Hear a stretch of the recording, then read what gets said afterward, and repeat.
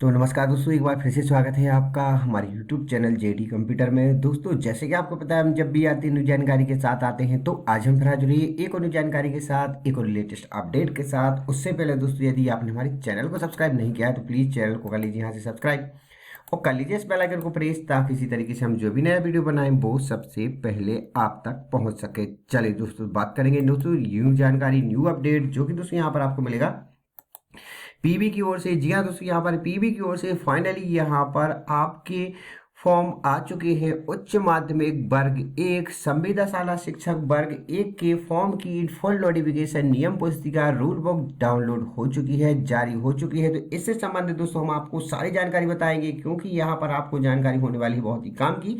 तो वीडियो में लास्ट तक जरूर बने रहिए। चैनल पर नए हो तो चैनल को सब्सक्राइब कर लीजिए। चले दोस्तों, यहाँ पर देख लेते हैं। पीबी पे आपको सर्च करना है, सबसे ऊपर ही आपको मिल जाएगा ऑनलाइन आवेदन उच्च माध्यमिक शिक्षक के लिए पात्रता परीक्षा 2023, प्रारंभ तिथि 12 जनवरी 2023। नियम पुस्तिका को करते हैं हम यहाँ से डाउनलोड करेंगे तो दोस्तों यहाँ पर कुछ इस तरीके से आपको इंटरफेस आ जाएगा। इसमें सब हम आपको सारी जानकारी बताएंगे। तो दोस्तों यहाँ पर आपकी ये जो रहेगी वो है आपकी कंबाइंड मध्य प्रदेश शासन स्कूल शिक्षा विभाग तथा मध्य प्रदेश शासन जनजातीय कार्य विभाग के अंतर्गत उच्च माध्यमिक शिक्षक पद की पात्रता परीक्षा 2030 का ये नोटिफिकेशन नियम पुस्तिका डाउनलोड हुई है।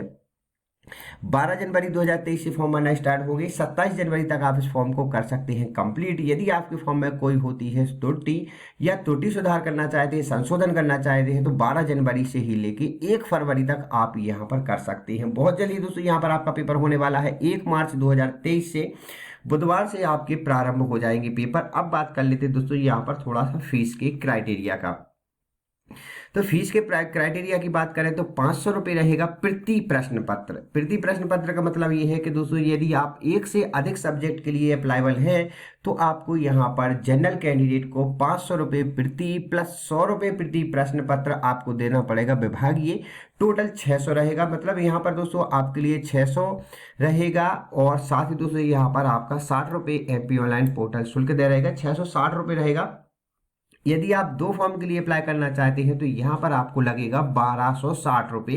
एमपी ऑनलाइन का पोर्टल का चार्ज आपको केवल एक ही बार दे होगा, आप कितने भी सब्जेक्ट के लिए अप्लाई रहेंगे। इसके साथ साथ जनरल के बाद दोस्तों यहाँ पर हम बात करेंगे SC, ST, OBC और फिजिकल हैंडीकैप्ड जो विकलांग कैंडिडेट है उनके लिए। तो दोस्तों यहाँ पर आपको 310 रुपये 60 रुपये मिला के मतलब रहेगा आपका, प्लस जो 50 रुपये है वो विभागीय शुल्क रहेगा। प्रति प्रश्न पत्र रहेगा। एक से अधिक के लिए यदि आप अप्लाई करेंगे तो 360 रहेगा एक का, 660 रहेगा 2 सब्जेक्ट का, 960 रुपये रहेगा यहाँ पर आपका यदि 3 सब्जेक्ट यदि आप अप्लाईबल करना चाहते हैं। 1 मार्च 2023 से यहाँ पर फॉर्म भरना स्टार्ट होंगे। बुधवार के दिन से यहाँ पर फॉर्म भरना स्टार्ट हो जाएंगे। इसके बाद दोस्तों यहाँ पर 2 शिफ्टों में आपका पेपर होगा। 2 शिफ्टों में, जो कि है सुबह की शिफ्ट 7 से 8 रिपोर्टिंग टाइम है, 8:30 बजे से 9 बजे तक, मतलब 9 से 11:30 बजे तक 2.5 घंटे का आपको यहाँ पर समय दिया जाएगा पेपर के लिए।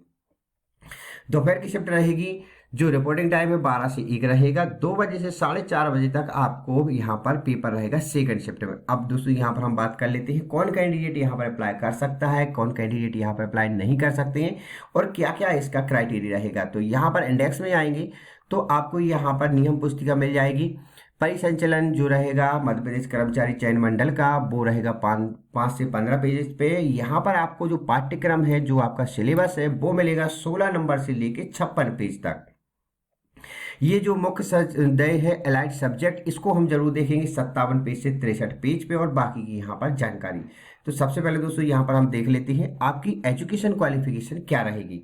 पद का विवरण है उच्च माध्यमिक शिक्षक पद, ये आपका पद है। द्वितीय श्रेणी की आपकी ये पोस्ट रहेगी। जो आपकी नियम पुस्तिका रहेगी वो रहेगी मध्य प्रदेश कर्मचारी चयन मंडल भोपाल की ओर से।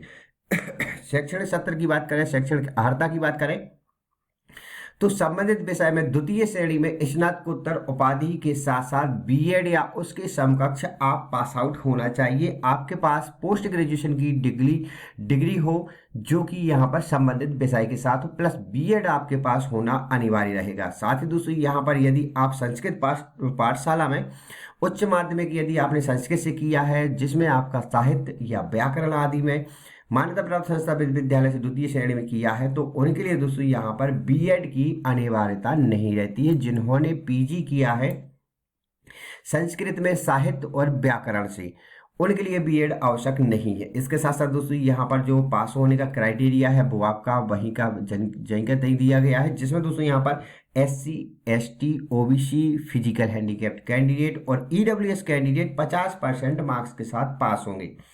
इसके बाद जनरल कैंडिडेट 60% के साथ होंगे। यहाँ पर आपको स्पष्ट किया जाता है कि जो EWS कैंडिडेट है मध्य प्रदेश के मूल निवासी हैं, केवल उन्हीं के लिए 50% का आरक्षण दिया जाएगा। इसके बाद अदर स्टेट के जो कैंडिडेट है उनके लिए 60% का बॉन्ड्रेशन रहेगा। फिजिकल हैंडीकैप्ड सभी जाति के यहाँ पर 50% में ही पास माने जाएंगे। इसके साथ साथ दोस्तों यहाँ पर आपको जरा से नीचे आना है। नीचे आएंगे तो आपको यहाँ पर मिल जाएगा वेतनमान।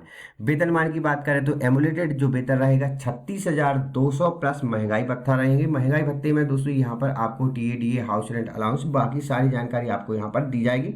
सारा पेबल आपको यहाँ पर दिया जाएगा। इसके साथ साथ दोस्तों यहाँ पर जरा से नीचे आएंगे तो आपको यहाँ पर मिल जाएगा बाकी का विवरण। बाकी के विवरण में सबसे पहले दोस्तों यहाँ पर हम देख लेते हैं आपके जो प्रवेश पत्र की प्रक्रिया है, प्रवेश के नियम है, मूल्यांकन की अवधि है। तो यहाँ पर दोस्तों एक चीज नई जोड़ी गई है जो कि यहाँ पर पहली बार दी गई है व्यापम से। इसमें मूल्यांकन की अवधि में जो पद्धति है, विभागीय नियमों के अनुसार प्रत्येक प्रश्न पत्र का 1 अंक होगा और ऋणात्मक मूल्यांकन होगा। प्रति 4 प्रश्नों के गलत उत्तर पर 1 अंक काटा जाएगा। तो 1/4 की 0.25 की माइनस मार्किंग यहाँ पर इस बार से वर्ग 1 में चालू कर दी गई है, तो जिसको आप यहाँ पर चेकआउट कर सकते हैं।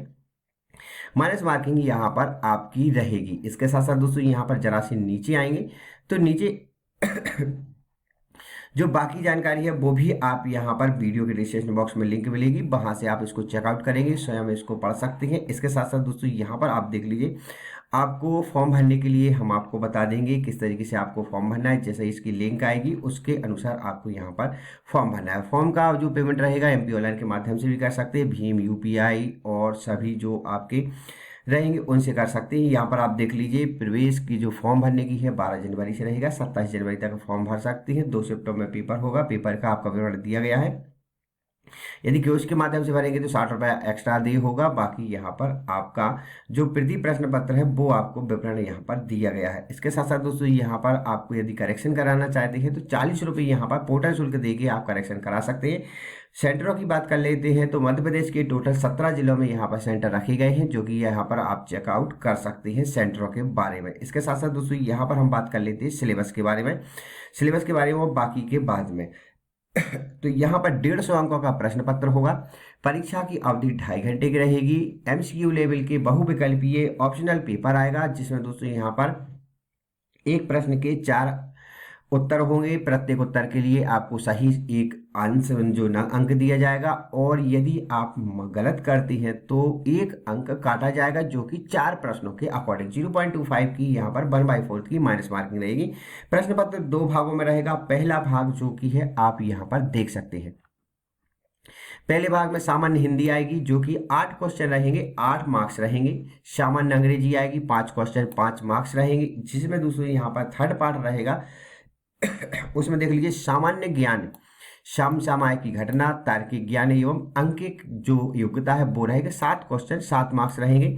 शिक्षा शास्त्र पेडागोजी के 10 क्वेश्चन रहेंगे और यहाँ पर 10 मार्क्स रहेंगे। टोटल यहाँ पर 30 क्वेश्चन 30 मार्क्स के रहेंगे। अब दोस्तों यहाँ पर देख लीजिए सब्जेक्ट का, दोस्तों यहाँ पर पहले 90 था, 90 से बढ़ा के यहाँ पर कर दिया गया है 120 अंकों का आपका सब्जेक्ट आएगा। बहुविकल्पी प्रश्न रहेंगे। 16 विषय यहाँ पर दिए गए। 16 विषय में हिंदी, अंग्रेजी, संस्कृत, उर्दू, गणित, फिजिक्स, जीव विज्ञान है, रसायन विज्ञान, गृह विज्ञान, वाणिज्य, इतिहास, भूगोल, राजनीति शास्त्र, अर्थशास्त्र, कृषि और समाजशास्त्र, ये आपको 16 विषय दिए गए हैं। इसके साथ साथ दोस्तों यहाँ पर आपको जो पेपर रहेगा 9 से 10 के समकक्ष में रहेगा। 10th 12th स्टैंडर्ड का आपका यहाँ पर पेपर आएगा। इसके बाद दोस्तों यहाँ पर आपका जो पेपर रहेगा 30 अंकों का, उसमें देख लीजिए क्या क्या आपका रहेगा। जैसे सामान्य हिंदी है तो हिंदी में आपको ये चीज़ें आएंगी। इसके बाद दोस्तों सामान्य ज्ञान, समसामयिक की घटना, समसामयिक के मामले में राष्ट्रीय स्तर के अंतर्राष्ट्रीय स्तर का आएगा। इसके बाद इंग्लिश आएगी। इंग्लिश के बाद रीजनिंग एंड न्यूमेरिकल अवेलेबिलिटी आएगी। रीजनिंग न्यूमेरिकल अवेलेबिलिटी में क्या क्या आएगा ये भी आप देख सकते हैं। पेडागोजी में आपको यहाँ पर दिया गया। अब दोस्तों यहाँ पर हम बात कर लेते हैं सब्जेक्ट ली। सब्जेक्ट आपको दोस्तों यहाँ पर 120 अंकों का आएगा। 120 अंकों में आपको यहाँ पर जैसे हिंदी का है, इंग्लिश का है, पूरा का पूरा सिलेबस दोस्तों यहाँ पर चेंज कर दिया गया है। सब चीज़ें दोस्तों यहाँ पर आपकी बदल दी गई हैं पिछले पेपर के अकॉर्डिंग। यहाँ पर सभी चीज़ों को चेंजेबल किया गया। अब दोस्तों यहाँ पर एक मेन चीज़ है जो हम देख लेते हैं सब्जेक्ट की। पिछली बार दोस्तों यहाँ पर बहुत सारे कैंडिडेट के लिए यहाँ पर कन्फ्यूजन हुआ था सब्जेक्ट के बारे में, तो यहाँ पर हम सब्जेक्ट का देख लेते हैं। सब्जेक्ट जो रहेगा आपको एलाइड सब्जेक्ट रहेंगे या उसके समकक्ष वाले सब्जेक्ट रहेंगे, वो आपकी यहाँ पर रहेंगी। जैसे कि गणित, गणित में कौन कौन से सब्जेक्ट आ जाएंगे वो देख लीजिए। व्यवहारिक गणित है, सांख्यिकी मतलब अप्लाइड मैथमेटिक्स, स्टैटिक्स और कंप्यूटेशनल मैथमेटिक्स है, इंडस्ट्रियल मैथमेटिक्स, इंजीनियरिंग मैथ्स रहेगी, मैथमेटिकल साइंस रहेगी, प्योर मैथ्स रहेगी और ऑपरेशन रिसर्च रहेगा। इसके साथ साथ दोस्तों यहाँ पर आपके पास सह विषय में कि स्नातकोत्तर उपाधि प्राप्त अभ्यर्थियों को स्नातक स्तर पर विज्ञप्ति मुख्य विषय गणित में स्नातक उपाधि धारित करना अनिवार्य है। जैसे दोस्तों यदि आपने इन सब्जेक्ट से पोस्ट ग्रेजुएशन किया है तो ग्रेजुएशन आपकी इस सब्जेक्ट में होना अनिवार्य रहेगा। इसके बाद दोस्तों यहाँ पर जैसे केमिस्ट्री की बात करें तो बायोकेमिस्ट्री है, अप्लाइड केमिस्ट्री है, व्यवहारिक रसायन शास्त्र है, पर्यावरण शास्त्र है। तो दोस्तों ये आपके जो दिए गए हैं इनको आप चेकआउट कर लीजिए। इसके साथ साथ दोस्तों यहाँ पर सिंपल सा दिया गया है कि यदि आप इन सब्जेक्ट में से आते हैं तो ग्रेजुएशन में आपने मेन सब्जेक्ट के थ्रू यहाँ पर केमिस्ट्री किया हो, सेम यहाँ पर जीव विज्ञान का रहेगा। इसके बाद दोस्तों यहाँ पर आपका बायोलॉजी का भी रहेगा जिसमें आपकी मॉलिक्यूलर बायोलॉजी, प्लांट जो फिजियोलॉजी है, एग्रीकल्चर बॉटनी है और यहाँ पर भी बहुत सारे सब्जेक्ट दिए गए हैं। फिजिक्स के भी दिए गए हैं, आपको कृषि एग्रीकल्चर के भी दिए गए हैं।